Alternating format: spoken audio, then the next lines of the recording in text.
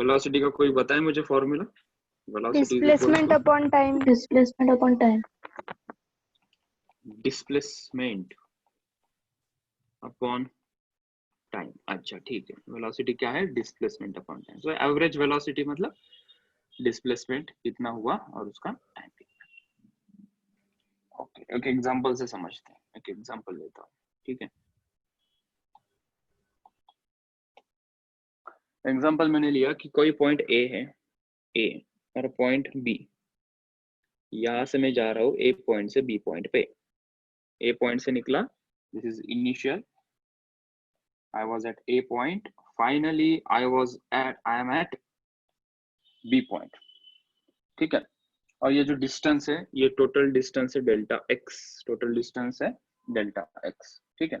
और इसको टाइम लगता है A to B जाने के लिए T, ठीक है। तो मुझे बताओ यहाँ पे स्पीड क्या होगी।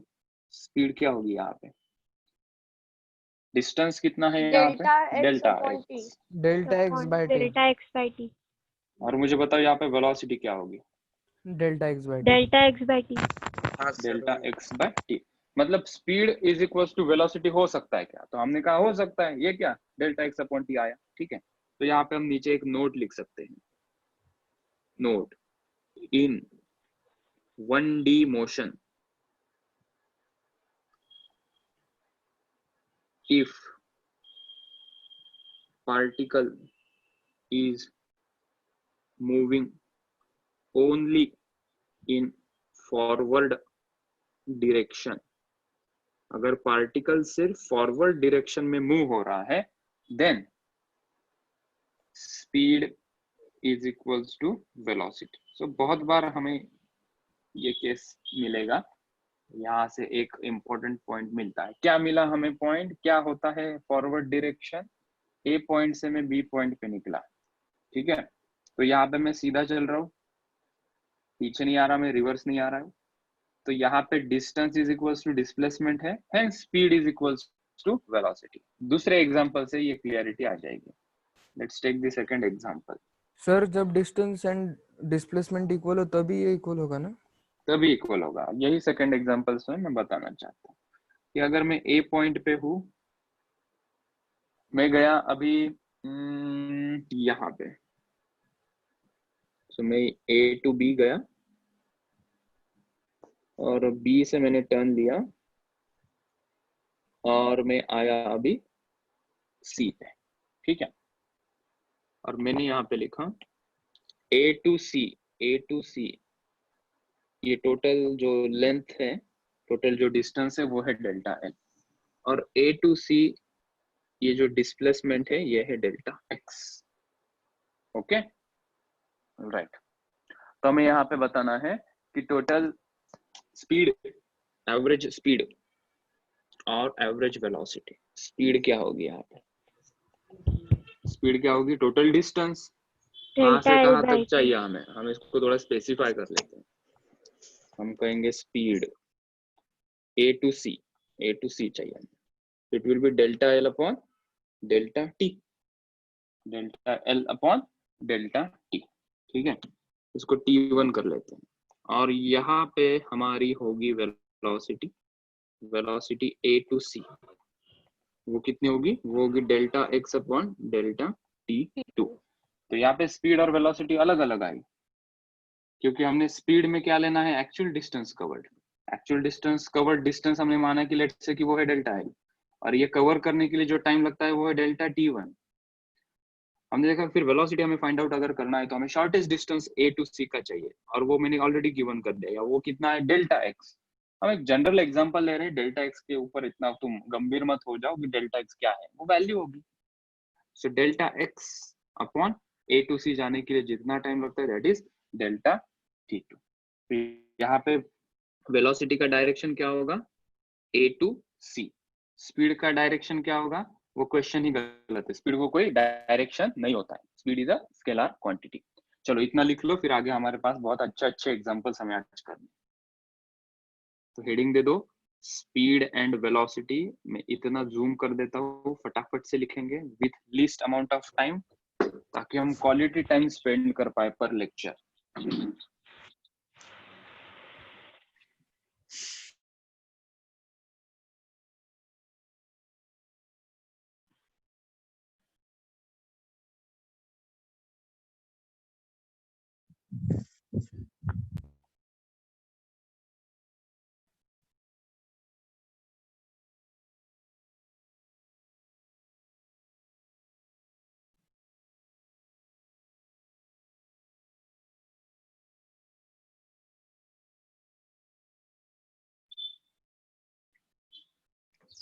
Done sir.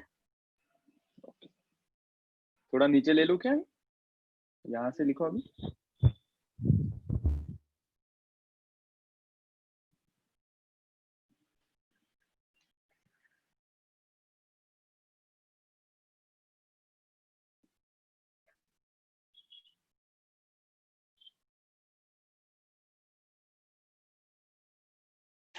सर अगर एक बॉडी स्ट्रेट ट्रैवल कर रही है जैसे हम्म। एग्जांपल 1 में है, और हाँ। अगर वहां पे ट्रैवल करते वक्त अगर वो बीच में रुक गई, मतलब लाइक आपने पहले वाले एग्जांपल में बीच में स्पीड को 0 कर दिया था, तो अगर बीच में वेलोसिटी 0 हो गई तो उसकी एवरेज वेलोसिटी चेंज होगी। एवरेज वेलोसिटी 0 होगी, वो तो इंस्टेंटेनियस होगी ना, किसी पर्टिकुलर इंस्टेंट पे 0 हो गई, तब स्पीड भी 0 हो गई, एवरेज वेलोसिटी भी 0 हो गई। एवरेज कैसा निकालते हैं हम? एक जगह से दूसरे जगह पे गया, उसका उतना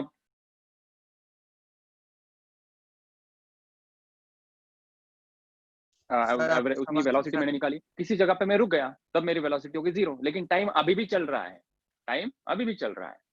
अगर मैं किसी जगह पे रुक जाता हूँ, अगर मैं 2 मिनट के लिए रुक गया, तो नीचे डिनोमिनेटर में जो टाइम है वहां पे 2 मिनट तो ऐड होगा, लेकिन न्यूमरेटर में जो डिस्टेंस है वहां पे वो, या डिस्प्लेसमेंट वहां पे वो क्वांटिटी ऐड नहीं होगी, तो मेरी जो एवरेज वेलोसिटी वो रिड्यूस हो जाएगी अगर मैं किसी जगह पे रुकता हूँ तो।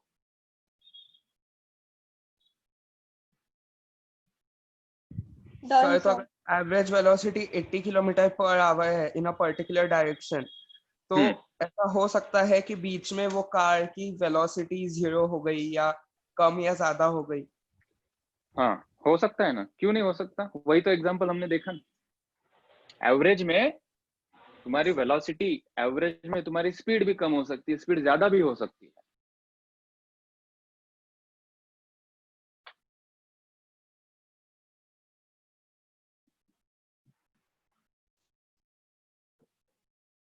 हो गया, लास्ट एग्जांपल भी लिखा सबने? हाँ सर।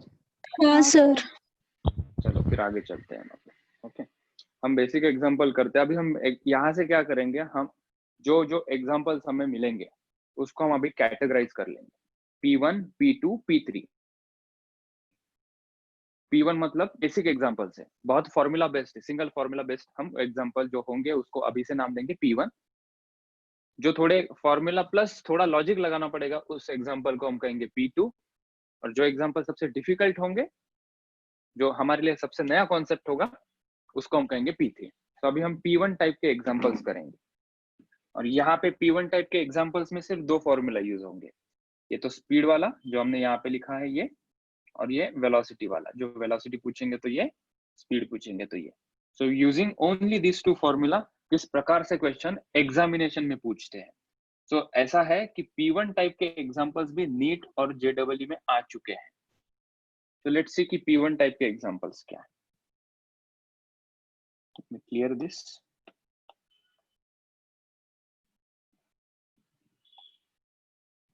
यहाँ पे हम लिखेंगे P1, this example is P1।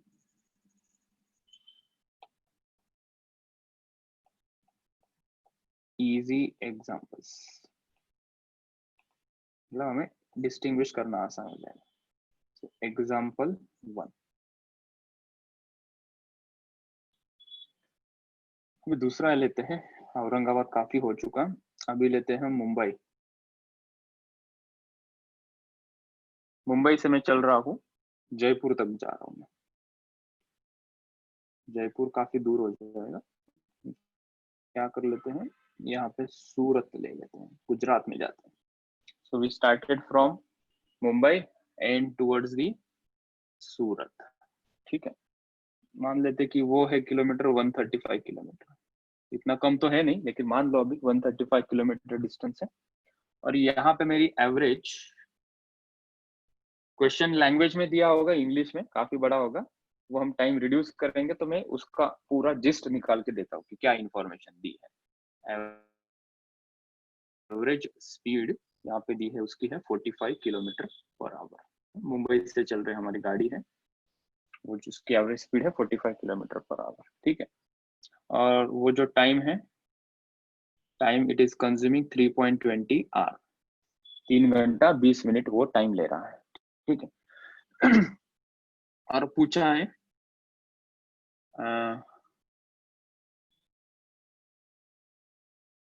Find how much time driver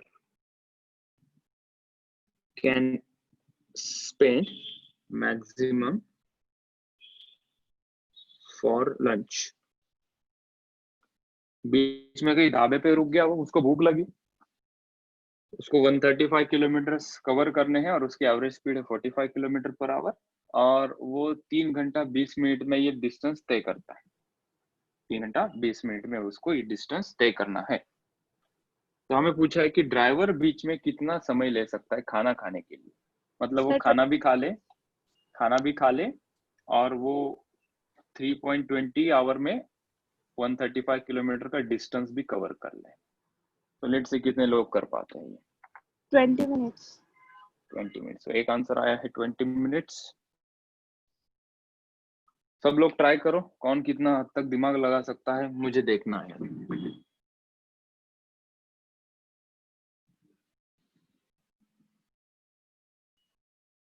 पहले तो बताओ, क्वेश्चन सबको समझ में आया है? हाँ सर। रश्मि, सादिका, हाँ सर। वेदश्री, समझ में आया क्वेश्चन? हाँ sir. Okay. Now let's try this question and let me know the answer.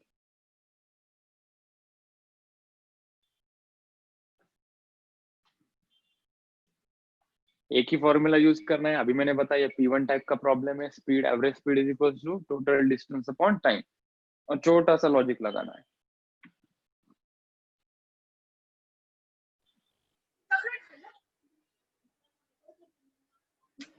Twelve minutes.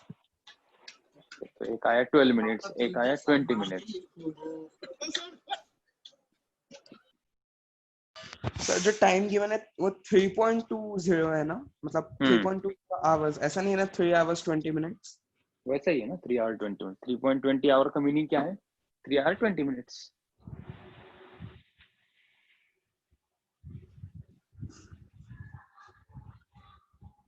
Sir 3.2 hours तो 3 आवर्स 12 मिनट्स होगा ना, because 0.2 into 60 minutes। 3 hour 20 minutes. Sir फिर आंसर 20 है। सर 20। 20 सर 20। 20 आएगा सर।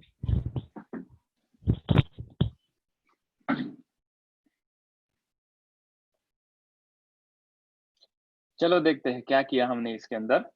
हम पहले तो निकालते हैं average speed is equals to, colour थोड़ा डार्क चाहिए, फॉर्मूला क्या है हमारे पास, average speed is equals to total distance upon total time, ठीक है। तो एवरेज स्पीड कितनी दी है हमारे पास? 45 kilometre. 45। Okay, is equals to distance कितना ट्रैवल करना है? 135 किलोमीटर। तो उसके लिए कितना टाइम लगेगा वो टाइम निकालते हैं। 3.20 क्या है? उसको गिवन टाइम है कि मैक्सिमम गिवन टाइम तू इतना ले सकता है, ड्राइवर को बोला गया। ओला कैब का ड्राइवर है ये, उसको बोला कि 3 घंटे 20 मिनट मैक्सिमम तेरे पास है, तो उसमें से जो बचा हुआ टाइम है उसमें वो खाना खा लेगा। तो उसने ढाबे पे रुका और उसने ये कैलकुलेशन किया speed is equal to distance upon time का, वहां से उसने टाइम निकाला t is equal to 135 upon 45। तो ये कितना है?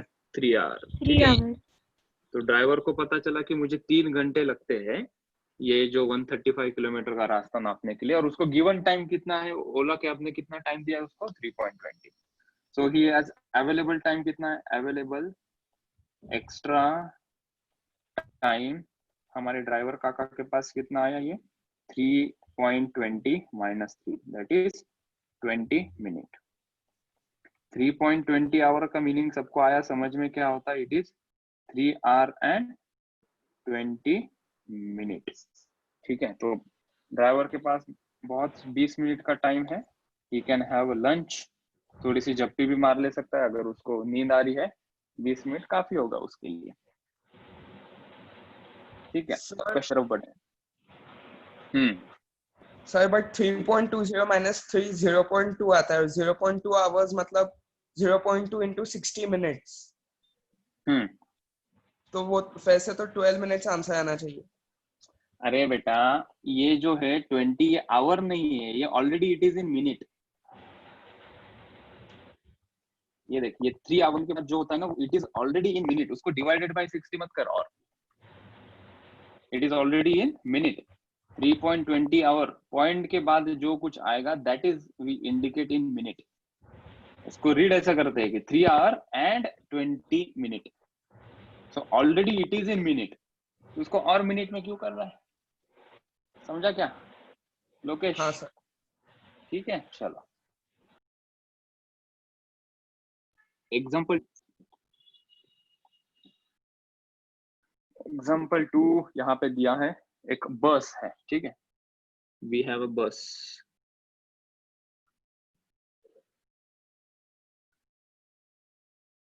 दिस इज अ बस, ठीक है। बस की एवरेज वेलोसिटी है 40 kilometre per hour. Total travel time दिया है, टोटल ट्रैवल टाइम कितने देर तक ये चल रही है। तो ये चल रही है 10 hour। 40 किलोमीटर पर आवर उसकी स्पीड है और वो चल रही है 10 hour के लिए। ठीक है, given that in first half of journey velocity of bus is 30 kilometre per hour. Question पूछा है, find velocity of bus in second half of journey। यहाँ पे क्या है? अज्यूमिंग बोलना पड़ेगा ना, 1D मोशन है, 1 डायरेक्शन मोशन। नहीं तो तुम कहोगे कि सर अगर टर्न आ गया तो। नहीं, टर्न वगैरह नहीं, सीधा चल रही है गाड़ी। तो क्वेश्चन को मैं समझा दूं तुम्हें पहले, फिर तुम इसे अटेम्प्ट करो। बस है, बस की एवरेज वेलोसिटी दी है 40 kilometre per hour, travel time है 10 घंटा।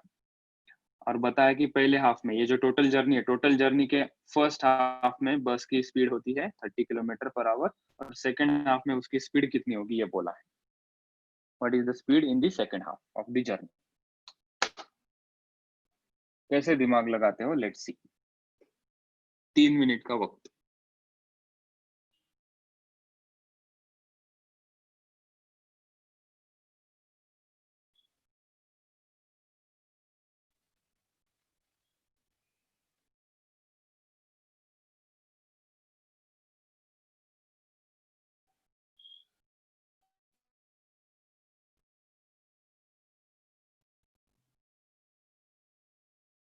Sir 370 kilometre per hour. 370 kilometre per hour, okay.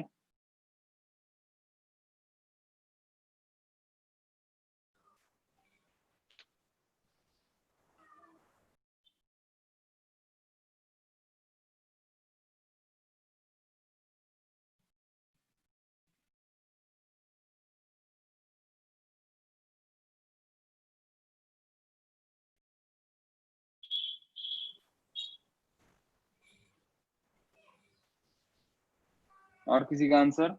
50 kilometre पर 7 आवर। 50 आया, ओके। और हाँ sir 50 kilometre per hour. Shreya का भी 50 आया आंसर, ओके।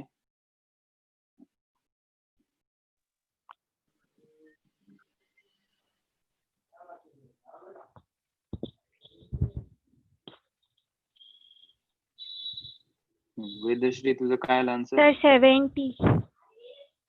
70. ओके. ईशा? मुझे नहीं आ रहा. ओके, ट्राई करो. मयूर ट्राई करो. सादिका, रश्मि? सर बताया ना 50. हाँ तूने बताया. साक्षी ने. साक्षी? संस्कृति? सर थोड़ा डाउट है, कंफ्यूजन हो रहा. कंफ्यूजन हो रहा है. ओके. सर नहीं येते. नहीं येते. ओके. सर सोहम? 370 नहीं है पॉसिबल. 370 पॉसिबल नहीं है. ओके. सोहम का क्या आंसर है? सर नहीं येते. तेजस? कुणाल? नहीं आ रहा सर. सर देखो चलो अप्रोक्सीमेटली 60 किलोमीटर पर आवर. ठीक है, तो इसे सॉल्व करते हैं. ठीक है, हमारे पास ए पॉइंट लेते हैं, इसको हम डिकोड करते हैं. ये जो लैंग्वेज यहाँ पे बताई है इसको हम एक अच्छे से स्केच निकालते हैं. इसका बस चल रही है ए पॉइंट से, मान लेते हैं उसकी डेस्टिनेशन तक है वो बी. ठीक है, ये टोटल जो टाइम है, टोटल कितना टाइम लग रहा है उसे? 10 आवर. टोटल 10 आवर लग रहे हैं उसको, टाइम लग रहा है. ठीक है, उसको फर्स्ट हाफ और सेकंड हाफ मतलब उसको दो टुकड़ों में इक्वली बांट दिया है. So this will be the C point. ठीक है, और टोटल डिस्टेंस दिया है क्या हमें? टोटल डिस्टेंस भी नहीं पता है हमें. एवरेज बस की फर्स्ट हाफ में स्पीड क्या है? वेलोसिटी ऑफ बस यहाँ पे कितनी है? 30 किलोमीटर पर आवर. ये हाफ में यहाँ पे वेलोसिटी ऑफ बस कितनी है वो हमें फाइंड आउट करनी है. ठीक है, और उसकी एवरेज वेलोसिटी कितनी है? वी एवरेज वेलोसिटी कितनी है यहाँ पे? 40 किलोमीटर पर आवर. क्या हम यहाँ से ए टू बी डिस्टेंस जान सकते हैं? ये टोटल डिस्टेंस कितना होगा वो हम निकाल सकते हैं, क्योंकि ये दो डेटा हमारे पास है. ठीक है, हाँ सर. स्ट्रेट लाइन है तो 400. डिस्टेंस और डिस्प्लेसमेंट इक्वल होगा, right? So average velocity is equals to displacement upon time. Total displacement upon total time. ठीक है, तो एवरेज वेलोसिटी इसकी है 40 इज इक्वल्स टू डिस्प्लेसमेंट मान x 400. और टाइम कितना है इसका? तो x कितना आया? 400. 400. Total distance is 400. तुम पूछोगे सर ये तो डिस्प्लेसमेंट निकाला. Displacement is equals to distance, क्योंकि वो स्ट्रेट लाइन में चल रहा है. तो टोटल डिस्टेंस हमारा आया 400 किलोमीटर. अच्छा, तो हम अभी बोल सकते हैं क्या कि ये जो डिस्टेंस है ये कितना होगा? 200 किलोमीटर फर्स्ट हाफ, और सेकेंड हाफ का डिस्टेंस भी कितना होगा? 200 200 किलोमीटर. ठीक है, अभी हम क्या करते हैं? In first half of journey, first half journey का टाइम निकालते हैं.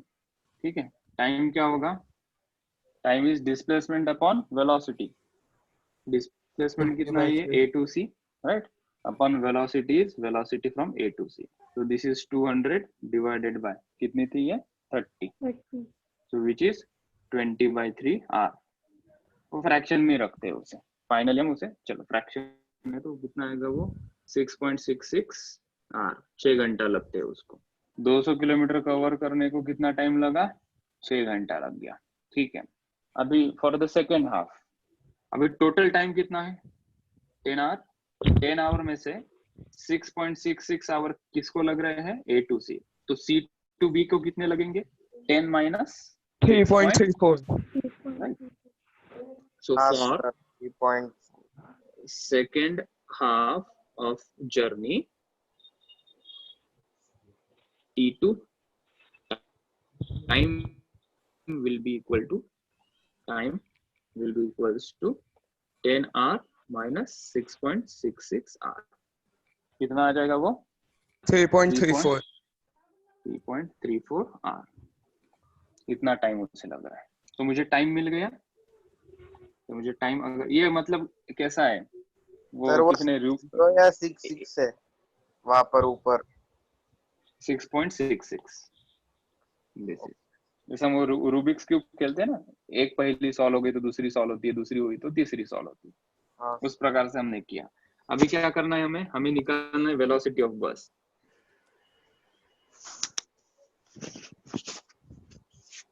सो velocity of bus from C to B, वो डिस्टेंस क्या होगा, वो C B upon time from C to B. C to B distance कितना है 200 डिवाइडेड बाय टाइम कितना लगा, वो 3.34 आवर। कितना आएगा ये 59.8। ठीक है, तो अगर ये हाँ कितना आएगा ये 59.8, तो इसको लगभग हम मान लेते हैं it is 60 kilometre per hour. ठीक है, तो तरीका समझो हमने कैसा किया, काफी सिंपल एग्जांपल जहाँ पे हमें एवरेज वेलोसिटी के साथ खेलना था, आधे डिस्टेंस का डेटा दिया था और आधे डिस्टेंस का डेटा निकालना हमें था। कुछ डेटा ए टू बी दिया था, कुछ डेटा ए टू सी दिया था और पूछा था सी टू बी कितना होगा। तो ये काफी इंटरेस्टिंग प्रॉब्लम हो जाती है, इसको प्रैक्टिस लगती है। हमने क्या फॉर्मूला लगाया, मैक्स टू मैक्स हमने वो speed is equal to distance sir upon अगर टाइम। हमने दोनों स्पीड का अगर एवरेज निकाला तो 40 नहीं आता ना? दोनों स्पीड का, दोनों वेलोसिटी ऐसा का नहीं अगर है एवरेज वो, ऐसा थोड़ी, ये वेलोसिटी ए टू सी है, बीच में उसकी कम ज्यादा हो सकती है ना, बीच में सी टू बी के अंदर बहुत वेरी हो सकती है, वो कहाँ हमें दी है, वो वेलोसिटी हमें कहाँ दी है, ये ए टू बी की टोटल एवरेज वेलोसिटी बताई है, ये बीच की एवरेज वेलोसिटी बताई है, और ये यहाँ से यहाँ की एवरेज वेलोसिटी बताई है, तो वो अलग हो सकती है। It is not always necessary it should be equal. Okay, चलो इसे लिख लो।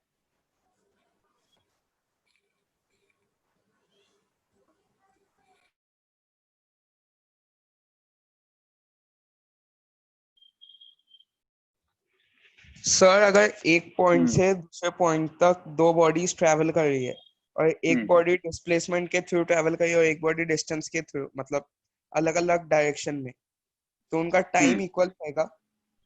नहीं, ये तो दोनों अलग हो गया ना, एक डिस्टेंस के थ्रू ट्रैवल कर रही है इसका मतलब क्या है, और एक डिस्प्लेसमेंट के थ्रू ट्रैवल कर रही है इसका मतलब क्या होगा। एक का एवरेज स्पीड है और एक का एवरेज वेलोसिटी है। हाँ, तो फिर अगर उनका टाइम इक्वल रहेगा तो उनका एवरेज स्पीड और वेलोसिटी इक्वल होनी चाहिए। नहीं, क्वेश्चन तूने ठीक से फ्रेम ही नहीं किया, तो पहले क्वेश्चन ठीक से फ्रेम कर और फिर बता मैं कहाँ गलती हो रही, फिर तुझे बताता हूँ।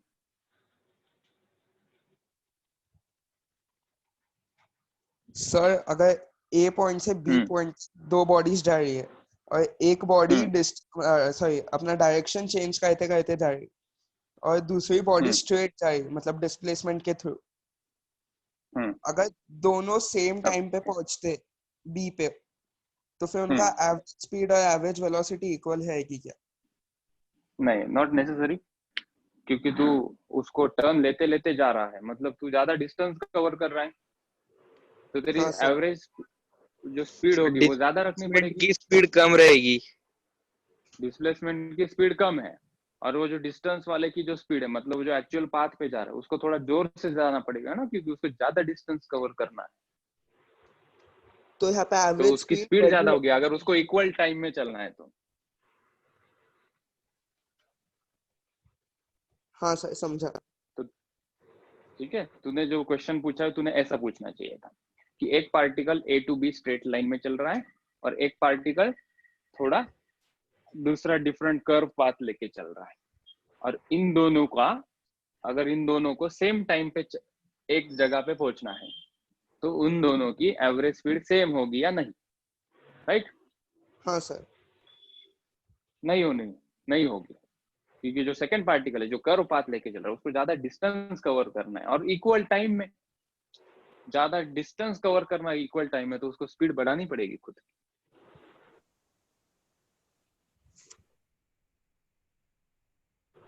ओके, लीला सगानी। हो सर। चलो हाँ सर। क्वेश्चन हाँ हम सर। करते हैं। ठीक है, ये मजेदार क्वेश्चन है। फ्रोजन मॉल में गए हो सब लोग?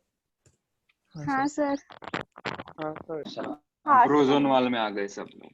ठीक है, वहां पे ये होता है ना एस्केलेटर्स, तो एक्सकेलेटर्स हमारे पास है। ठीक है, तो एक्सकेलेटर्स यहाँ पे हैं।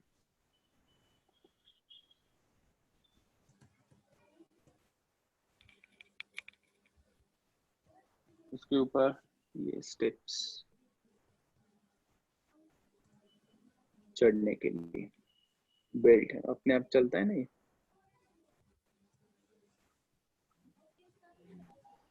ठीक है, एक बंदा यहाँ पे है, ये चल रहा है, ये बॉय है, this is velocity of boy. ठीक है, और ये जो बेल्ट चल रहा है, this is velocity of escalator. ये जो टोटल डिस्टेंस है यहाँ से यहाँ तक, वो मैंने मेंशन किया है। That distance is, that length is 10 metre. 10 metre की उसकी लेंथ है। ठीक है, और यहाँ पे देखो, ये होमवर्क में ले देता हूँ मैं क्वेश्चन, ताकि तुम्हें कॉन्सेप्ट भी बढ़ाएगा और तुम्हें एक होमवर्क भी मिल जाएगा। When escalator is at rest, मतलब तकनीकी कारणों से वो एस्केलेटर बंद है, कोई भीड़ नहीं तो मैनेजमेंट में बंद कर दिया बटन, तो हाँ हमें पैदल चलना पड़ता है। When the escalator is at rest, जो टाइम उसे लगता है ये A पोजीशन टू B पोजीशन जाने के लिए, वो दिया है, that is 6 मिनट। ठीक है, that is first information given. Second information given है, when escalator is moving, अभी भीड़ बढ़ गई, वो मैनेजमेंट में ऑन कर दिया, तब जो टाइम लग रहा है A to B, वो लगता है 2 मिनट। ठीक है, मतलब एस्केलेटर बंद है तो मुझे पैदल चलना पड़ेगा, तो मुझे 6 मिनट लगते हैं उसे क्रॉस करने को। ठीक है, when the escalator is moving, मुझे लगते हैं 2 मिनट। ठीक है, और क्वेश्चन पूछा है, क्वेश्चन फाइंड टाइम व्हेन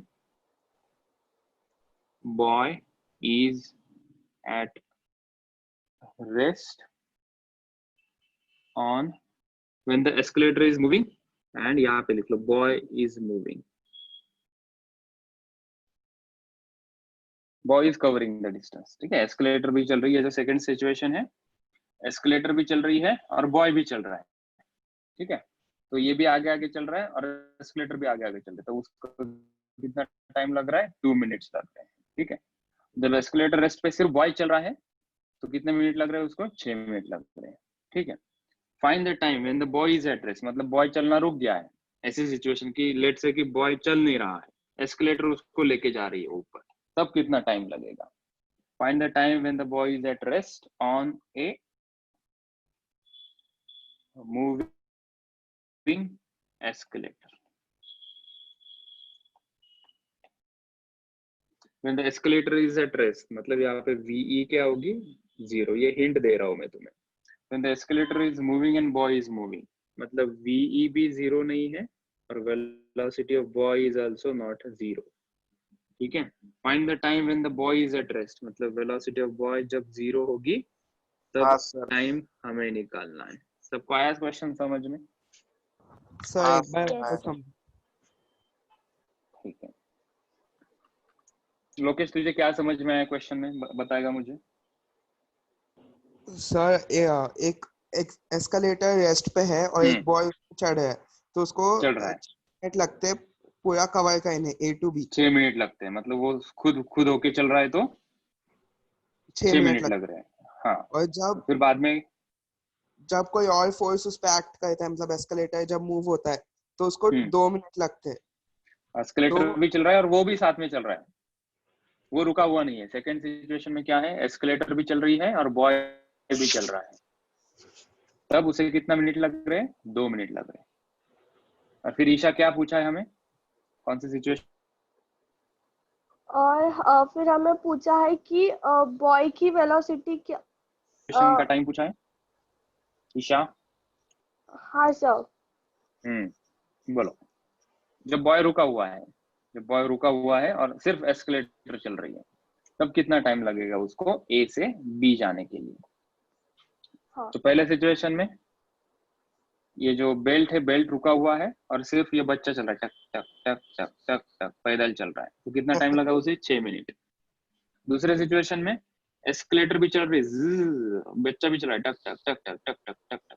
तो दोनों के कारण दोनों आगे चलेंगे तो कम समय लगेगा, इसलिए 2 मिनट हाँ लगे। सर।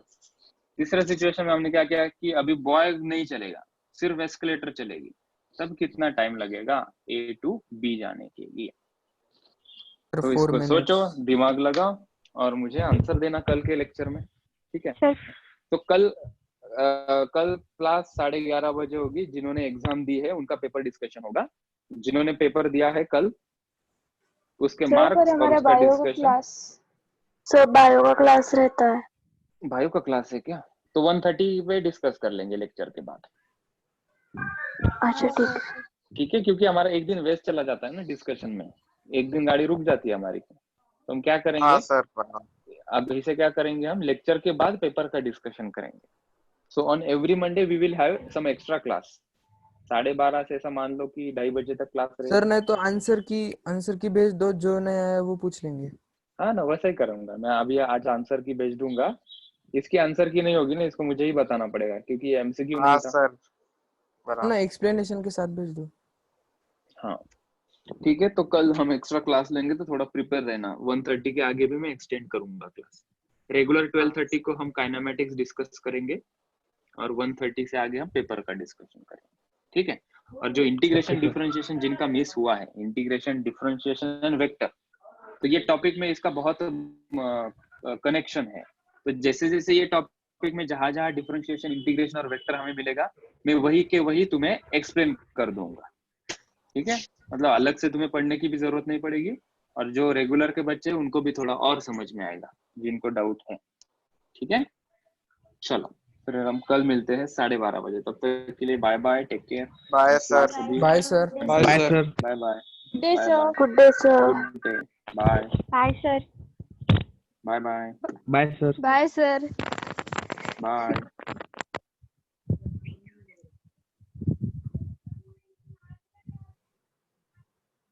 बाय ईशा।